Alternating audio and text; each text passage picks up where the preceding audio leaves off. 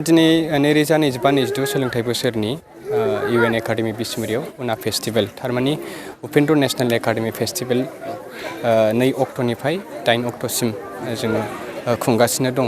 दा दिनैनि हाबाफारियावहाय जोंहा बाथि आरो बे बाथि हाबाफारिया थुनलाइयारि बादायलायनाय हाबाफारिजों लोब्बा दङ।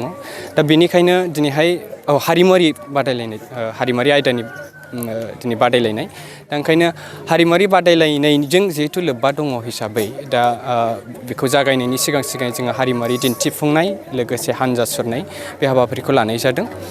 दा जोङो हारिमुआरि हानजा सुरनायखौ लानायनि गाहाय थांखियानो बेनो जे जों फोरोंगिरि हिसाबै फरायसाफोरनो गासैबो बिथिंखौ फोरोंनाया जोंनि बिबान फोरोंगिरिफ्रा। बिनि थाखायनो दिनै जे बर'नि जोंहा जे दोरोङारि माखासे हारिमु गोदोनिफ्राय जिहेतु फैबाय थानाय जोंनि बैसागु मोसानाय जोंनि गोथार बाथौ धोरोम हाबा जानाय खान्थि बैफोरबादि माखासे बिथिंफोरखौ नोजोर बोनानै फरायसाफ्रा जिहेतु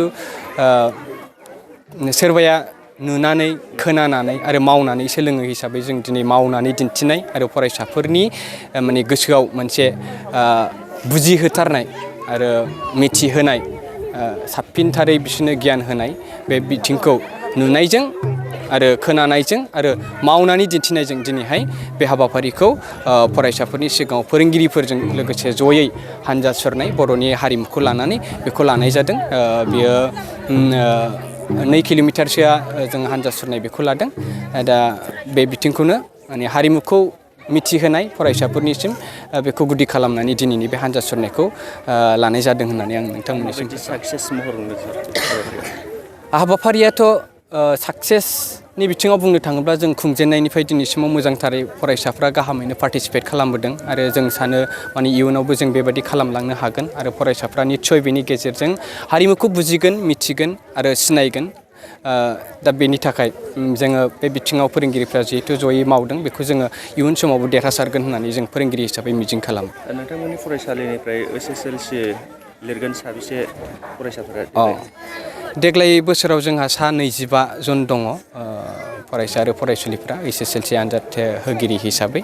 दा मिजिं खालामो बेखौ फरायसाफ्रा मोजाङैनो जोंनि आनजादनि फिथाइखौ लाबोगोन। नैबे फैबाय थानाय जि एग्जामिनेसन जोंहा रुटिनाबो जों दा ओंखारखाबाय। दा बे हिसाबै फरायसाफ्रा प्रिपेरेसनाव दङ। दा आनजाद होगिरि बिथांमोननिसिम फरायसालिनि गोरायुं जानानै आङो जिहेतु आनजादा मोजां जायो बेखौबो आङो मिजिंथिबाय। सिगां समाव माबायदि फिथाइ महरै मोननो हाया सार? सिगां समाव थांनाय नैबे 2025नि जि जोंहा एसएसएलसि आनजादनि फिथाइमोन। दा बावहाय 9 फरायसाफोराहाय फार्स्ट डिभिजन जादोंमोन आरो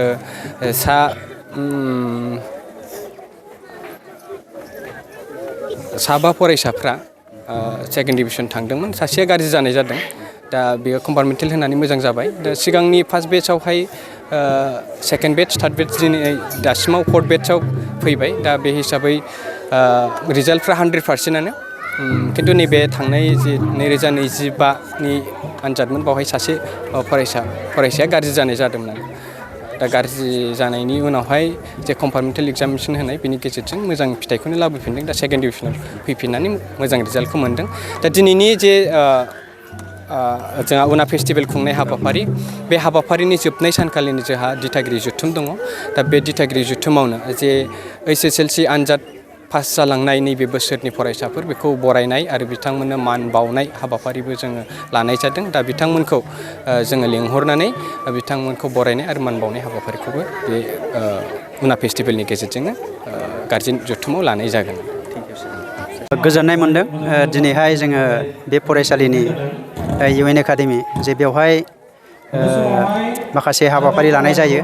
बे फरायसालिनि जेरोखोम उपेन्द्रनाथ नेशनेल एकाडेमिहा मोनसे हाबाफारि लायो जे उना फेस्टिभेल। बे उना फेस्टिभेलाव दिनैनि बे थांनाय 2 अक्ट'निफ्राय 8 अक्ट'सिम बे फरायसालियाव मोनसे उत्सब हाबाफारि लादों। बे हाबाफारियाव बाहागो लानो हादों जोंहा बिसमुरि दुलाराय बर' फरायसा आफादनि मानिजाथाव सोलोंथाइ नेहाथारि आरो लोगो नेहाथारि आरो बेवहाय जोंनि बे फरायसालिनि गोरायुंजों लोगोसे गासै जोंनि फोरोंगिरिफोर आरो फरायसुला फरायसुलिखौ लानानै जा मोनसे दिनैनि बे अक्ट'खालि जोङो मोनसे हारिमुवारि हान्जा सुरनाय हाबाफारि लादों। बे हाबाफारियाव जोङो जाहाथे जोंनि बर' जाथिया जे माखासे दोरोङारि जाथि थांनानै थानायाव गुबुन गुबुन जोङो डिजाइन खालामनानै रायजो जायो, जेरोखोम जोङो हाबा सारादु, हाबा खुंनाय, सारादु खुंनाय, बेबायदिनो जोङो ओंखाम गोरलै जानाय गुबुन गुबुनफोरखौ लानानै जोंहा बायदिसिना नेम निथि दङ। बे नेम निथिफोरखौ जोंहा दिनैहाय बे हारिमुवारि बादायलायनायनि गेजेरजों जोङो जागायगोन आरो जागायनानै जोङो उनावहाय जोङो मोनसे बादायलायनाय जागोन, जाहाथे जोङो बे फरायसालिनिफ्राय जोङो 1 किल'मिटारसो जोङो हान्जा सुरनायनि उनाव जोंहा माखासे हारिमुवारि जोङो बादायलायनाय हाबाफारि दङ। बेवहाय गुबुन गुबुन फरायसुला फरायसुलिफ्रा गावनि रोंगौथिखौ दिन्थिनानै जोङो माखासे जोंनि बर' हारिनि जे दोरोङारि जोङो थांनानै थानायनि बेलायाव गुबुन गुबुन जोङो आगजु बाहायो, बेफोरखौबो जोङो दिन्थिफुंनाय जागोन।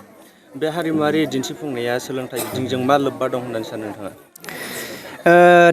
सोलोंथाइजों लोगोसे जोंहा बाहेरानि माखासे नन केरिकुलार एक्टिभिटि जे इनफर्माल इडुकेसन, जोङो फरायसालियाव जे गियानखौ मोनो जोङो माखासे बाहेरायाव गियान मोना। बेनिखायनो जोङो माइ हानाय, ना सारनाय, बेबायदिनो जोङो खेराइ गानाय, बिदिनो जोङो बाथौ सिबिनाय, गुबुन गुबुन जोङो बे फरायसालिनि सिङाव फरायनानै मोननाय गियाननिख्रुइबो जोङो बाहेरायाव गोबांथार जोंहा गियान आरजिनांगौ दङखायनो फरायसा फरायसुलिफोरखौ जोङो फोरोंनायनि मोनसे जोङो थांखि लादों।